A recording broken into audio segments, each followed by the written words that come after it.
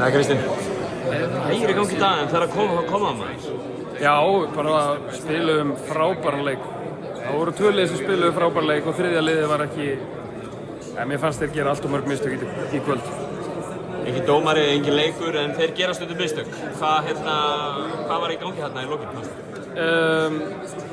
Ég veit það ekki. Þetta mér finnst að vera svona tvo leikir röð hjá okkur sem einhvern veginn leið og við erum á rönni eða þú veist, að gera eitthvað að viti þá reyna dómararnir einhvern veginn að koma hinu liðinu aftur inn í leikinn og það kannski bara út að við erum litla liðið og við þurfum að gera svo miklu meira en stóru kallanir og góðu kallanir þannig að þú veist, þetta bara kannski snýst bara respekt, við erum ekki með þetta respekt á þessu leveli og við bara fáum ekki köllin eins og hinnir.